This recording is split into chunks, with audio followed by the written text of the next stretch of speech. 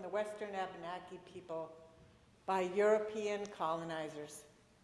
We respect the Abenaki's spiritual relationship to the land and waters of the Champlain Valley and seek to promote knowledge about their history and culture. Good morning. My name is Abby Sessions. I'm a member of this congregation and a member of the worship team. Welcome to this Sunday morning worship service at Champlain Valley Unitarian Universalist Society. Whatever your beliefs, your origins, your way of being, you are welcome.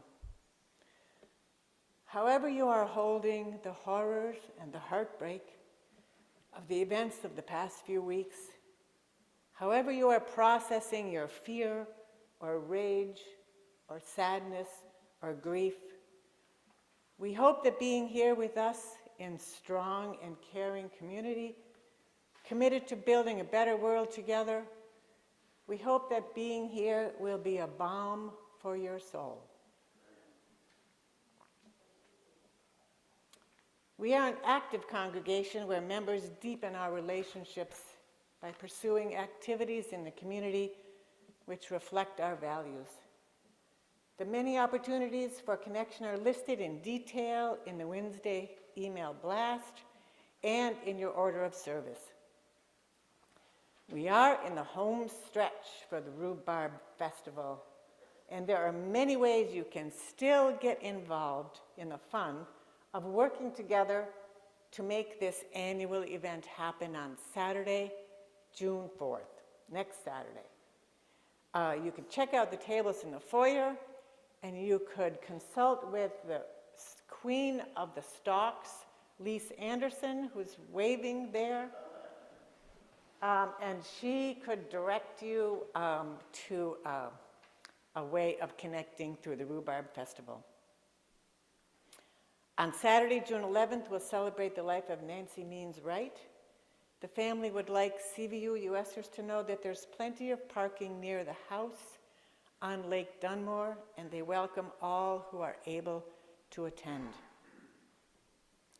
If this is your first time attending a service with us, we would be happy if you would sign the guest book in the chat if you are on Zoom, or the actual guest book in the lobby if you are here with us in person.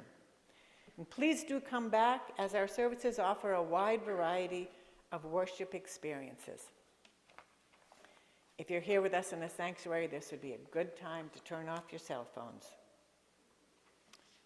Now, let us worship together.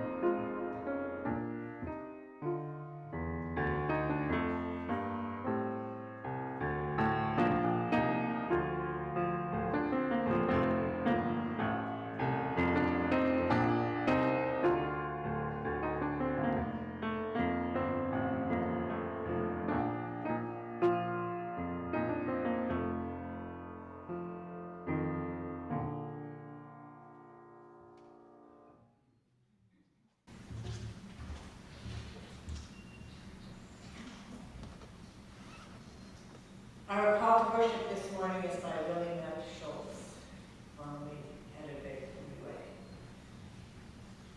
Come into this place of peace and let its silence heal your spirit.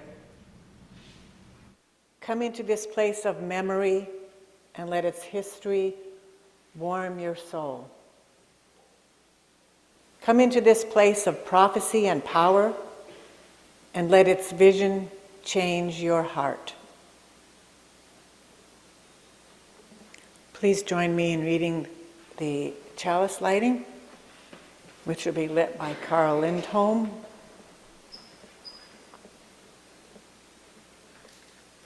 We hallow this time together by kindling the lamp of our heritage.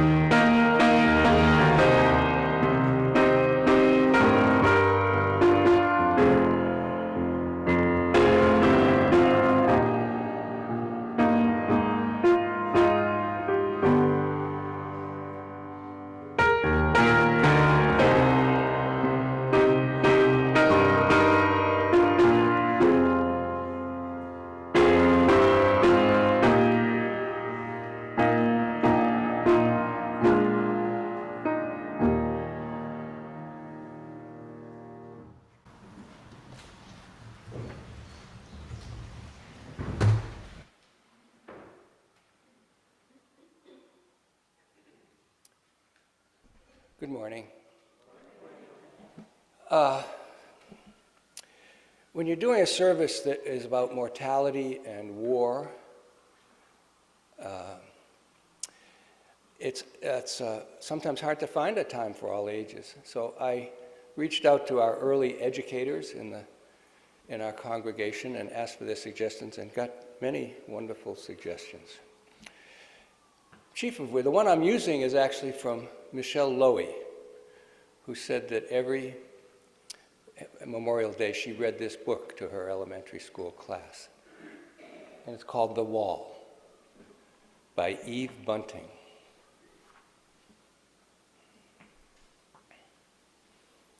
This is the wall, my grandfather's wall. On it are the names of those killed in a war long ago. Abby said, this is going to be a service hard to get through. I'm on the second line. I'm having a hard time. Have you been to the wall? I said, it's going to be okay to break down in this service. I probably will, I said. But I thought I'd get through the first couple lines. Where is Grandpa's name, I ask. We have to find it, Dad says. He and I have come a long way for this, and we walk slowly, searching. The wall is black and shiny as a mirror. In it, I can see Dad and me. I can see the trees behind us and the dark flying clouds. A man in a wheelchair stares at the names. He doesn't have legs. I'm looking, and he sees me looking and smiles. Hi, son. Hi. His hat is a soft squashed green, and there are medals on it. His pant legs are folded back, and his shirt is a soldier's shirt. A woman as old as my grandma is hugging a man, old as my grandpa would be. They are both crying. Shh, he whispers. Shh.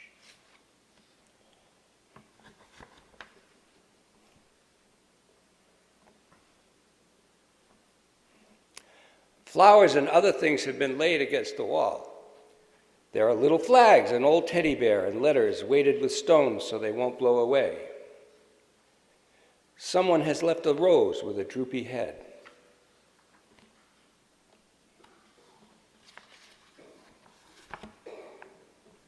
Have you found Grandpa yet?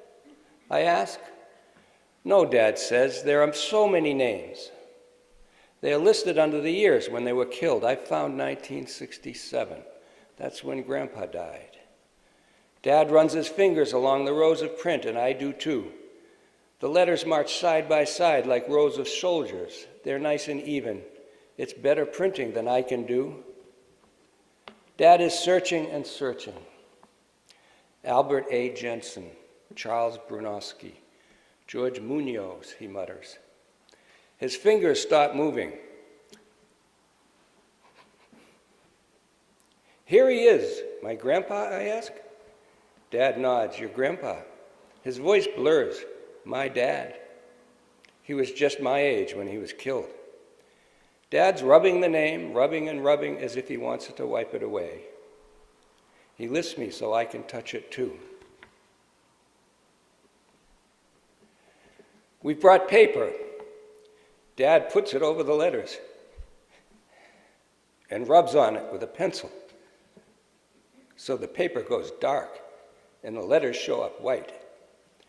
You've got parts of other guys' names on there too, I tell him.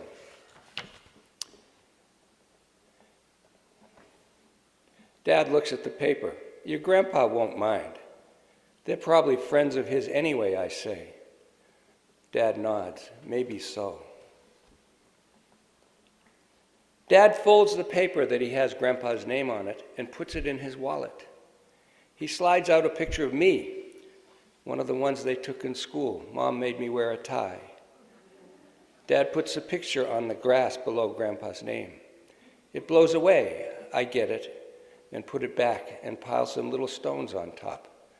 My face smiles at me from under the stones.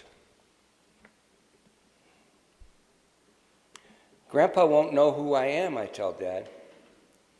I think he will, Dad says. I move closer to him. It's sad here. He puts his hand on my shoulder. I know, but it's a place of honor.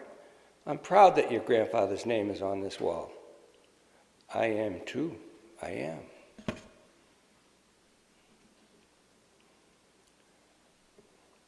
But I'd rather have my grandpa here, taking me to the river, telling me to button my jacket because it's cold. I'd rather have him here. That would go right into the offering, I think. Okay, I didn't know I would have a little more trouble with that, but I remember going to the wall for the first time, and it was very powerful.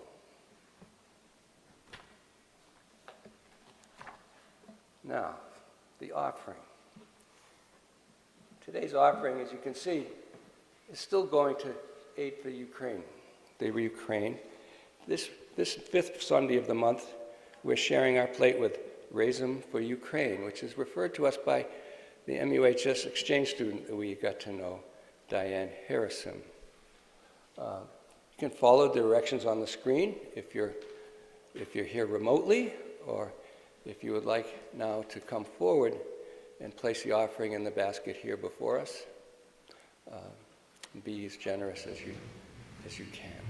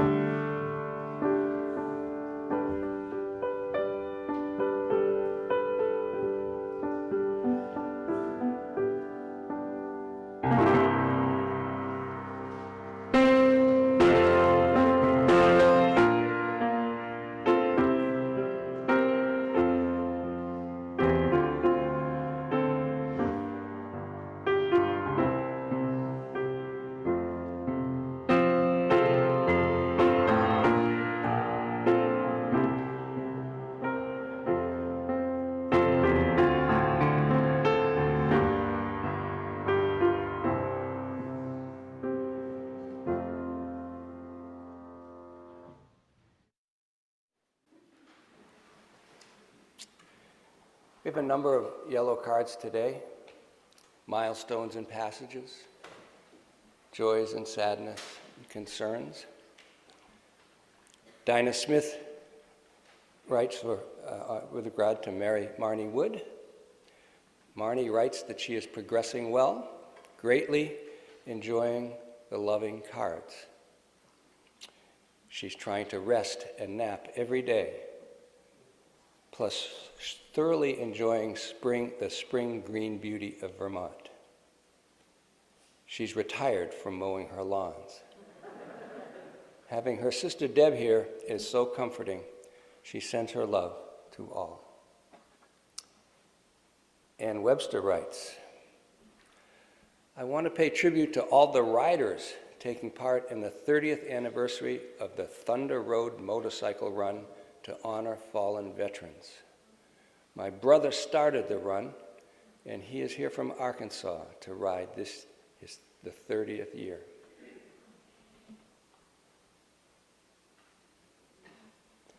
Mary Conlon writes,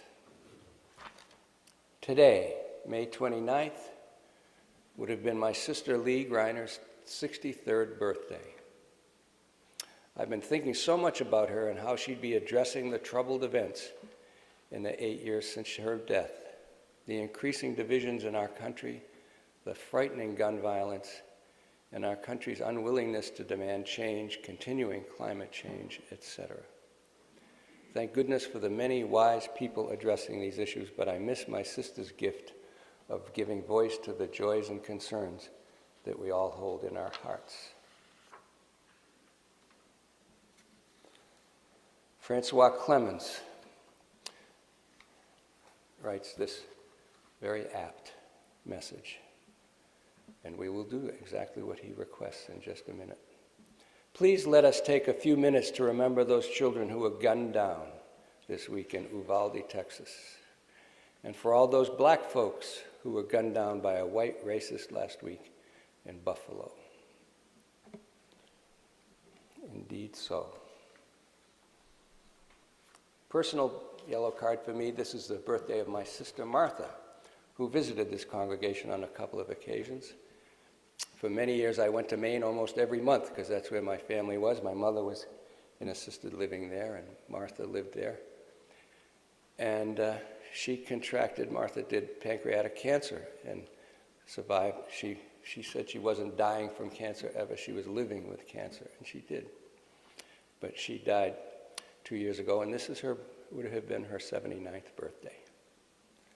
Also, this service, I volunteered in the worship team in Barnaby's absence on sabbatical to take this service on because I wanted to ask Mike Haney if he would lead the service for us as he did 4 years ago when he was here as part of Ken Burns' Vietnam film. Mike Haney was a '64 graduate of Middlebury College whose participation in Army ROTC at Middlebury made him an officer in the Army, and he was sent to Vietnam, as many were. And he had a very dramatic and tragic Vietnam War experience. He was injured, and his platoon was pretty much wiped out. He was an infantry officer. And Mike was going to do this service 2 weeks ago, he wrote, and said that he couldn't because he had been diagnosed with cancer. And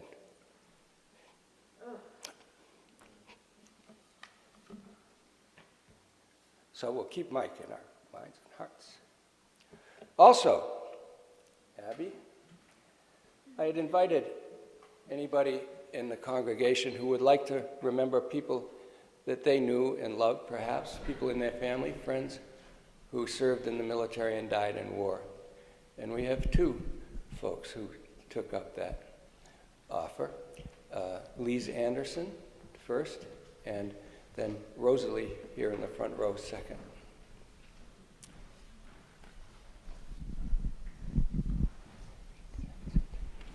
Thanks. Is it on?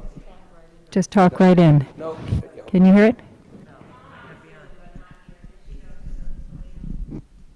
Oh, I see.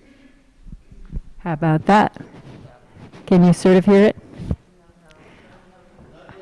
I will raise my voice. Raise your voice, and Mike will pick it up for those people. So Friday was, Let me take the mic. sorry. Just talk.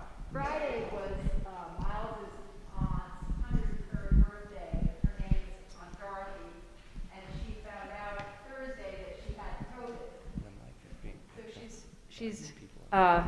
But she's feeling okay, and so we're thinking of her, and it reminded me that her older brother, Willie, was lost in the Second World War.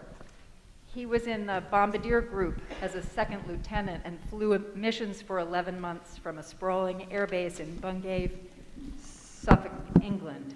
He was a navigator on a B-24 Liberator named She's Mine. Willie's plane was lost from Bingen, Germany on December 2nd, 1944, a month short of his 27th birthday.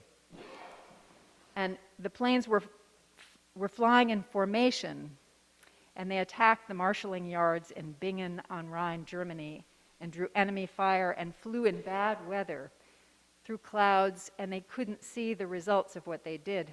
2 planes disappeared in the clouds, and the other crews never saw what happened. No contact was made after they reached their target. They may have collided in the North Sea.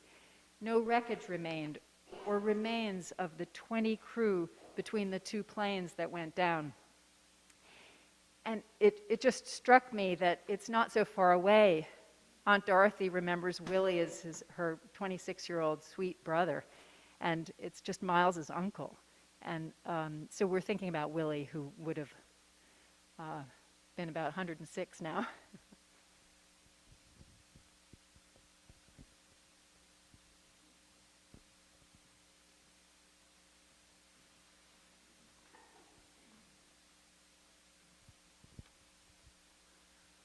I never knew my Uncle Tom, as after his missions were completed, he volunteered to be co-pilot for the new crew of a B-17 bomber.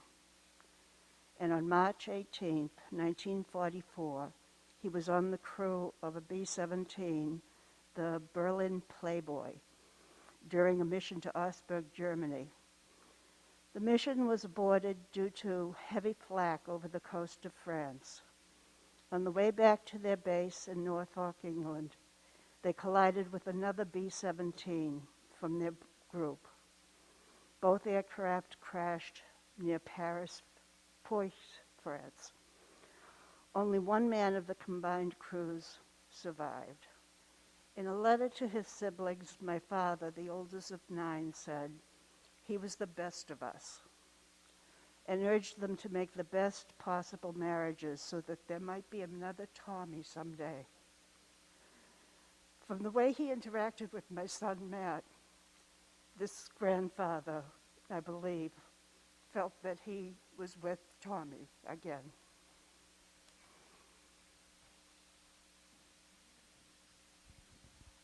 Thank you, Lise. Thank you, Rosalie. Now let's take a good couple minutes to keep these people in our minds and hearts, and those people around the world that are suffering so today.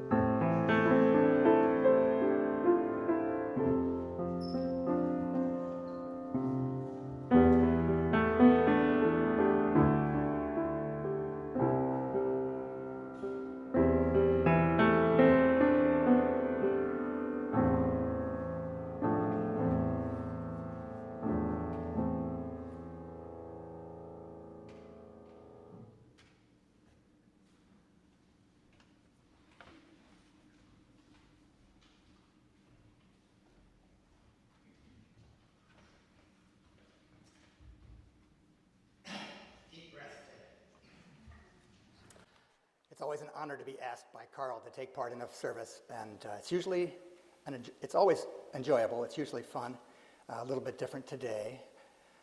I'm really honored to be here to honor those known and unknown heroes who unselfishly gave their energies, their courage, ultimately their lives to make our world a safer one. The word heroes can be overused, I think, but I use it pretty quickly and easily to describe a couple of men in my family, including my father and his brother Don, for their World War II service. It seems World War II is prominently displayed today. My dad survived that terrible conflict. His oldest and favorite brother, Don, joined the nearly 117,000 American military dead, men and women, and the 15 million battlefield dead worldwide, and 45 million civilian dead in that conflict alone. Those are pretty staggering figures that I often forget. My father, Ed Shy, and his brother Don both served in the Navy, as I did in a very rare window of peacetime in the late 70s and early 80s. Another of my father's favorite brothers, of his four brothers, his brother Bob, you can see them both on the left in that photo on the screen. Bob is in the foreground. My father, my 19-year-old father, is on the left. They met absolutely by chance, sheer chance, on the south coast of England a couple of days before the D-Day invasion. So you can see they're pretty relaxed and cool. They had, I don't think, really had any sense for the storm that was going to greet them across the channel. As some of you may recall, those of you who have been around for a while here, my brother Nick and I took my dad back to Gold Beach in Normandy. That's the picture on the right, 61 years later. My father was 81 at the time. He lived another four years before he died.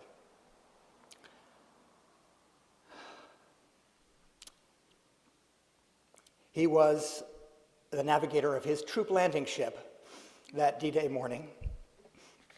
He guided his vessel to the beach on June 6, 1944, and after his ship was damaged on the beach, he spent an absolutely harrowing night on the beach, or inland, while they waited for the repairs to be made to his ship so they could pull the ship off.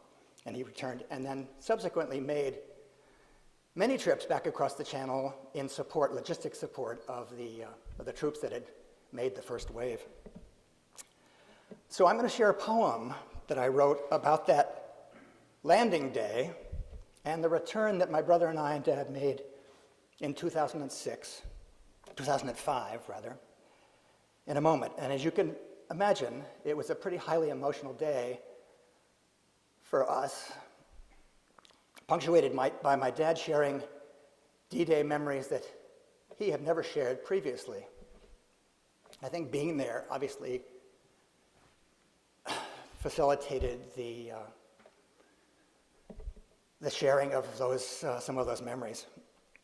And the other amazing thing that happened that day as we stood on that beach was that really countless natives, French natives, came up to him, including little kids, thanking him, assuming by his looks that he was who he was, a veteran of that landing.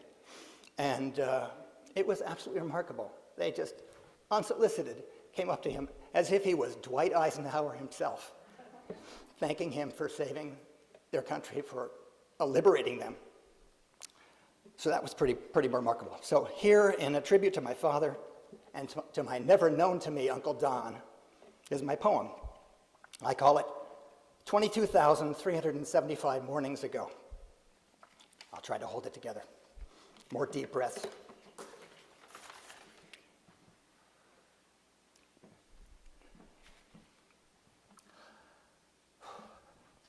To stand here on this beach, I'd never guess that 22,375 mornings ago, the world stopped spinning right on this very spot.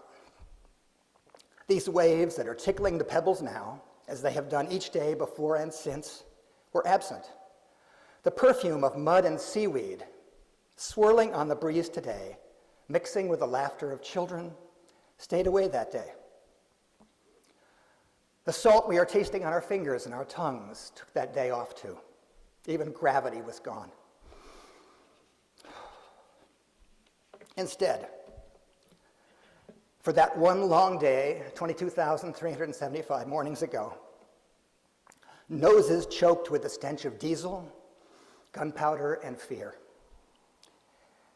Ears cringed at crescendos of rumbling engines, clattering machine guns, whistling shells, and thundering hearts.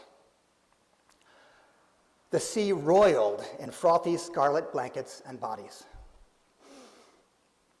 The serenity and idols that paint this scene today were replaced for those 24 hours by absolute fury and confusion. Total hell.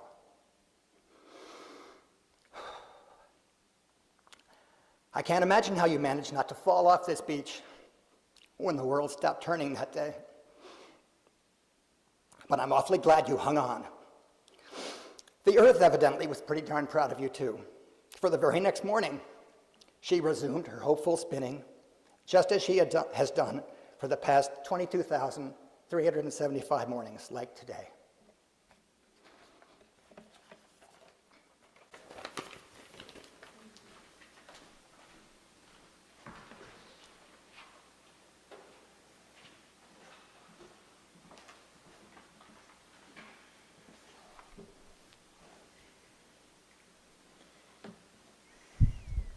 Our next reading is by Tim O'Brien from his book, The Things They Carried. Tim O'Brien was the president of his class at Macalester College and graduated Phi Beta Kappa in 1968. He describes himself as vaguely anti-war during his college years, and as soon as he got out of college, he was drafted into the Army. In his story, On the Rainy River, from his book, The Things They Carried, he describes the conflict he feels after he gets his draft notice. His main character, also named Tim O'Brien, heads up to northern Minnesota with the intent of escaping to Canada and escaping the war in Vietnam. Elmer Burdahl, a gentle old soul, takes him fishing near the Canadian side of the river. 20 yards. I could have done it. I could have jumped and started swimming for my life. Inside me, in my chest, I felt a terrible squeezing pressure. Even now, as I write this, I can still feel that tightness. And I want you to feel it. The wind coming off the river, the waves, the silence, the wooded frontier. You're in the bow of a boat on the rainy river. You're 21 years old, and there's a hard squeezing pressure in your chest. I did try. It just wasn't possible.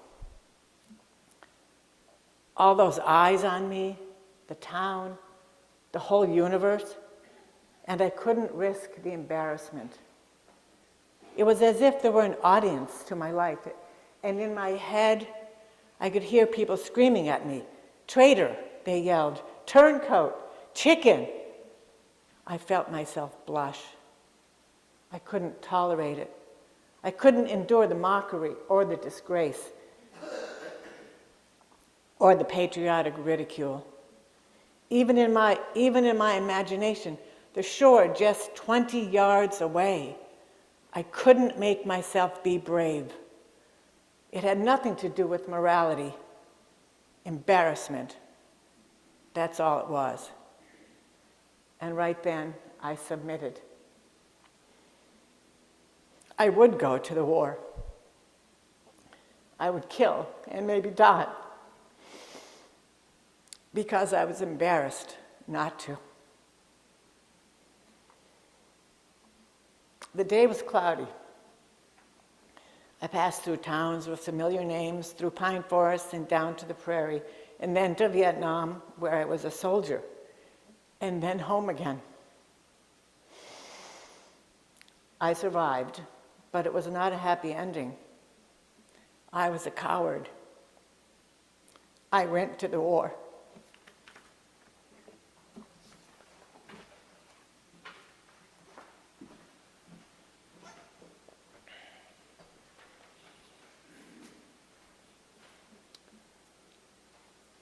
Nope, the one before that one, Mary.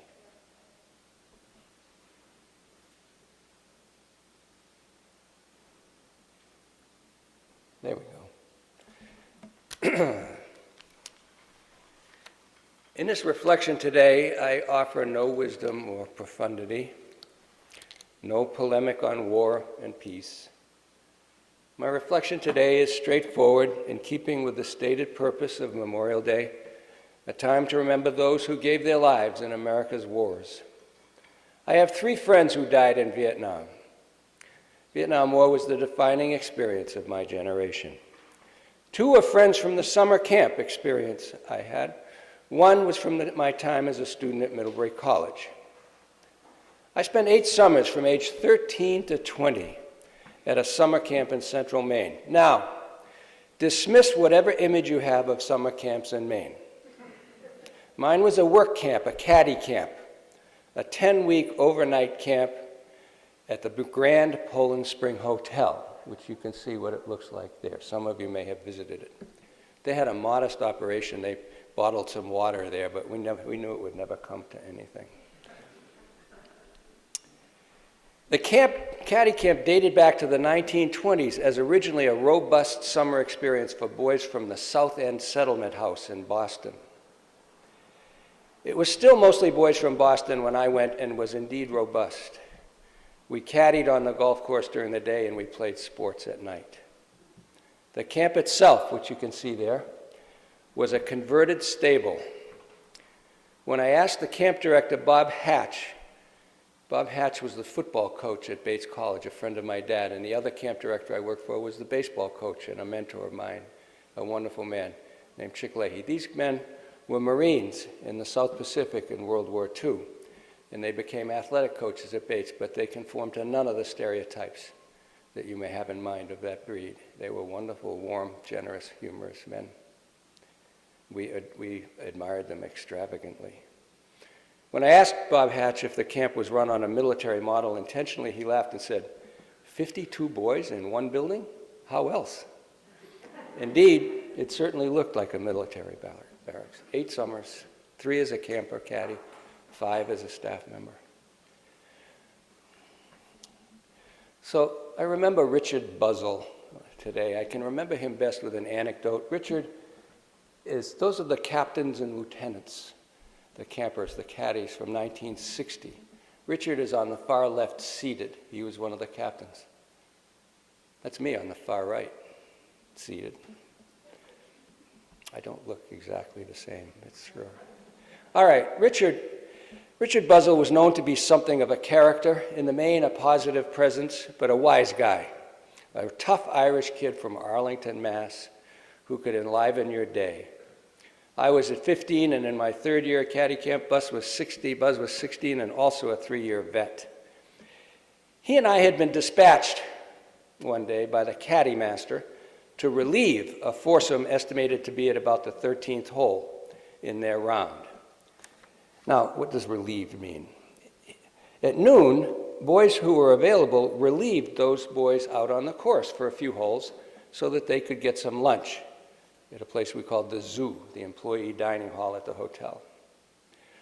On our way down to the 13th, Buzzell poked me and said, "Watch this, let's have some fun. Play along." When we reached our foursome and the other boys ran off to get lunch, Buzzell introduced us, he and I, to our golfers, hotel guests, of course. He said, "Greetings, gentlemen. My name is Richard, and this is Carl, and we will have the pleasure of being your caddies for a few holes while these lads go off to get some lunch." Now, this was well before today's service conventions. We were caddies, kids. Normally, we mumbled our names if we were asked. We were largely meant to be seen, not heard. Buzzell worked the 13th green, and I took the bags out to 4 caddy on the next hole. On the 14th tee, Buzz asked the golfers if they wanted their golf balls washed. "Here you go, sir. Clean as a whistle and ready for a long flight." The job of the caddy on the tee is to indicate with arm signals to the 4 caddy the direction of any errant drives. With every successive drive, Buzz's signals became more flamboyant. With circular motions and upthrust fists and in a variety of other ridiculous pantomimes, he even gave a good drive in the fairway and arms up straight touchdown signal. When the glass golfer had teed off, he raced out to me as fast as he could to recover his bags. He sprinted from one of the golfers to the other, scooting like a duck, hands over the club head so they wouldn't rattle, knees bent back straight. He then stood at rigid attention when the golfer selected his club. "Oh, very good, sir, a 5-iron, just the right club." This act was repeated on the next hole, and the boys who were caddying for these golfers came back. I was sure we would be reported for this foolishness, but that didn't happen. Buzz even got a $1 tip. It was a great performance. Bill Murray comes to mind. After graduating from Arlington High School in 1961, Buzz joined the Navy. Once in the service, he decided he wanted to attend the Naval Academy. He secured an appointment from the Secretary of the Navy, contingent upon a year of preparation at Bainbridge Academy in Maryland, the prep school for Annapolis. He finished 633rd in a class of 841 at Annapolis. His academic deficiencies were, however, compensated by the personal qualities he possessed that would make a good soldier. His final evaluation by his company officer was positive indeed. Buzzell will be one of the more successful in his class, I believe. He has an excellent manner of dealing with people, and he can motivate the most stubborn to accomplish any task. Lieutenant Richard Buzzell was in his 4th year of active duty and his 5th month in Vietnam as a helicopter pilot in the Mekong Delta when he was killed in action, along with 3 crew members, just a few days before Christmas in 1970. As one of his associates, a Captain Chris Tandy spoke directly to Buzzell at the online Veterans Memorial Site, the virtual wall. He wrote, "Buzz, I remember the great times we had at the Officers Club in Pensacola. You were young, brash, so very confident and fun-loving. We both volunteered for HAL, HAL 3, which HAL is Helicopter Attack Squadron Light. My orders were changed. Yours were not. God rest your soul, shipmate."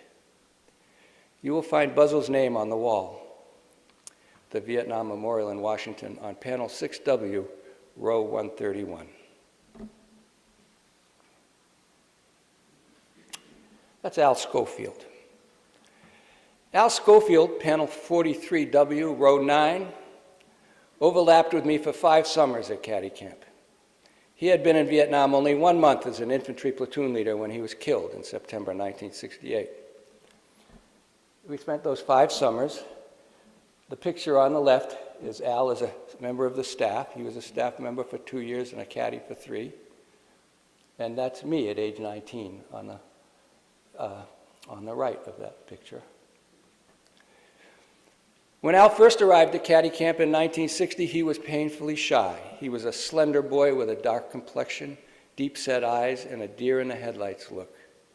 From the beginning, however, he could run like the wind, and he was brave.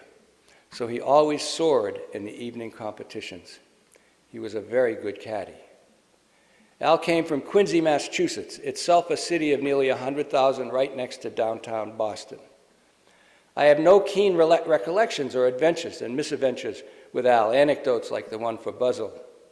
He was one of the guys, good company, generous, self-effacing, hardworking, quiet.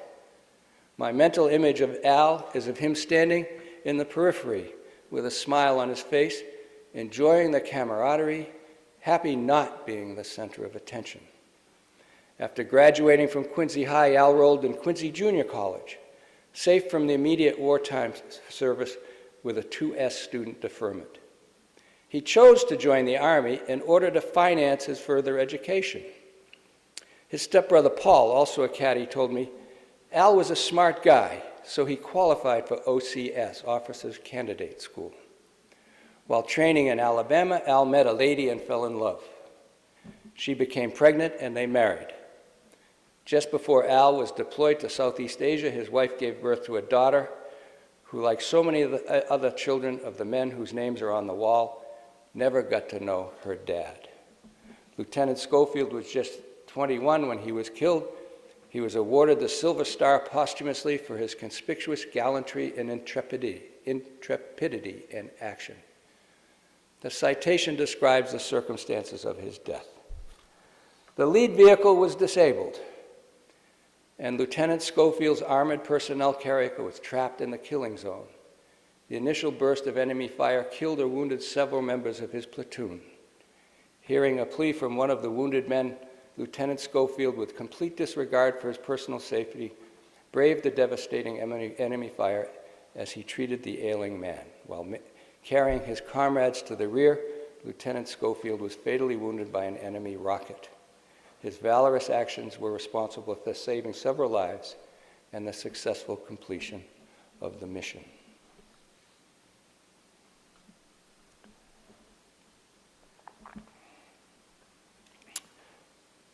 Bayard Russ. Middlebury required 2 years of Army ROTC when I attended in the 1960s. The final 2 years were voluntary, and a good percentage of Middlebury men stayed in. It beat getting drafted, the thinking went. It was better to be an officer giving orders than taking them as a draftee enlisted man. But I wasn't sure about that, so I got out. A decision that ironically may have been my salvation. I joined the Army Reserves, as there were still openings in my blue-collar hometown of Lewiston, Maine. Most Army Reserves units and National Guard units were full. The reserves and the Guard didn't get called up during Vietnam. It was politically unfeasible. So I joined the Army to avoid the war. I was a weekend warrior for 6 years, age 22 to 28. My Middlebury friends who stayed in ROTC graduated as second lieutenants in the Army. Many were handed a ticket to Vietnam and a platoon to lead. I think of Mike Haney in this regard. Middlebury sent over 150 boys to Vietnam. While it's true generally that college boys didn't serve in Vietnam, it was mostly draftees, the average age was 19, it's not true of Middlebury boys. I invited some of them to come to my class that I taught in the American Studies program on the Vietnam War using 2 books from Tim O'Brien. John Berninghausen, who was here, visited my class and was a wonderful presence. He had a heroic role in the Vietnam War in opposition to the war. Do you mind my saying that, John? I hope it's okay. It doesn't matter, I said it anyway. I invited many of those, like John, I invited many of those people who served in the Vietnam War to come to my class and tell their stories. Bayard Russ, Alfred was his actual first name, but he hated it, was the only contemporary I knew who actually wanted to go to Vietnam. The whole idea of the military excited him. We called him Bye-Bye, a prophetic nickname as it turned out. Exuberant and spontaneous, Bayard loved to work. Hard physical work delighted him. Tasks that we all avoided, he embraced. In the summers growing up in Peterborough, New Hampshire, he did farm work and painted houses. My keenest memory of Bye-Bye is washing dishes in pots and pans in the frat house kitchen, white apron around his torso, tossing dishes into the racks and loading them into the washer, steam all around, singing at the top of his voice, bellowing like a wounded animal. At Middlebury, Bayard was a terrific athlete and an enthusiastic teammate. The Bayard Russ Award is presented every year to the top 2-sport athlete at Middlebury College.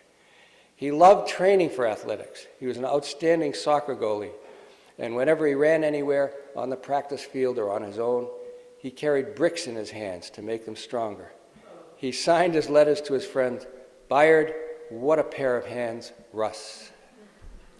When he tired of playing baseball in the rain and what passes for spring in Vermont, he was our starting shortstop. He transferred his interest to lacrosse and became a goalie on very good teams in that sport. Army ROTC was too tame for Bye-Bye, so he enlisted in the Marine Corps platoon leader course during his freshman year and spent 2 summers at Quantico in boot camp. He graduated from Middlebury in 1966 as a second lieutenant in the Marines and was ordered to the Defense Language Institute in Monterey to learn the Vietnamese language. This is a graduation picture. He was a linguist. He was a Spanish major. In Vietnam, he was stationed for 6 months near Da Nang, making use of his Vietnamese. He hated it. He wanted action, a platoon to lead. He wrote to a Middlebury friend, "I won't sit in the rear and mind the gear." He got his wish, barely. After only 2 weeks at the front, he was heading from Da Nang to Khe Sanh when his unit was ambushed by North Vietnamese regulars. He was killed by a hostile explosive device, according to the telegram his parents received from the Marine Corps Commandant General Walt. That was on January 13th, 1968. He had just turned 23. Panel 434E, row 45.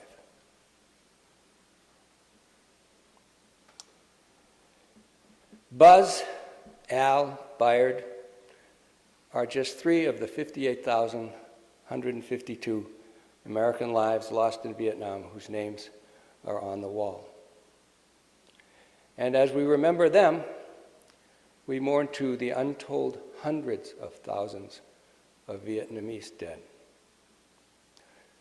What a waste, the Vietnam War.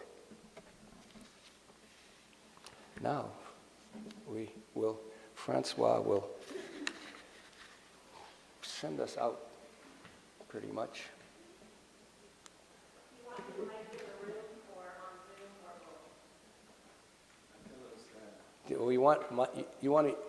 What did you decide about the mic, Francois? I don't need a microphone, but I want it to be recorded properly.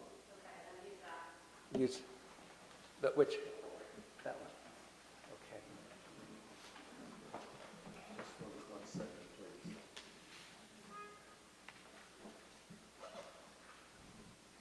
Thank you. There is a balm in Gilead to make the wounded whole.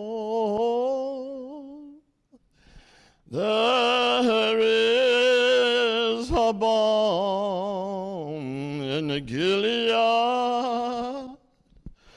to heal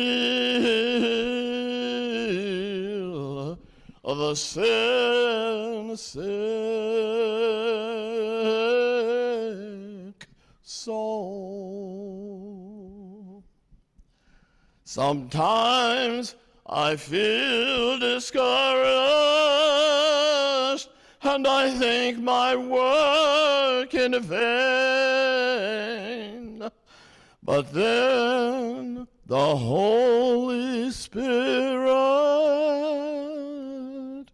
revives my soul again. Lord, there is a balm in Gilead to make the wounded whole. There is a balm in Gilead to heal the sin-sick soul. if you cannot sing like angels, if you just cannot preach like Paul, you can tell the law of the universe and say it lives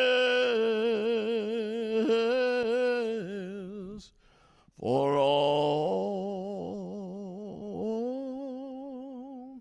Yeah,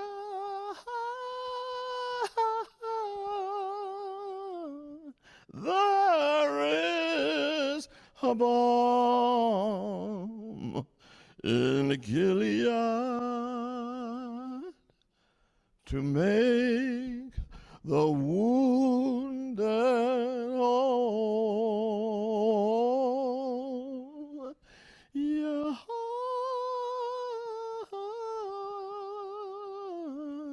there is a balm in Gilead to heal the sin sick soul.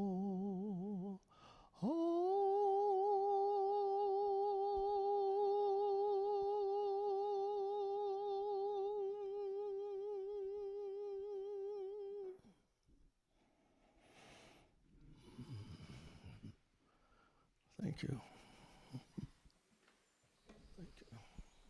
Thank you, Francois. I had a thing and I couldn't get rid of that. It was beautiful. Closing words.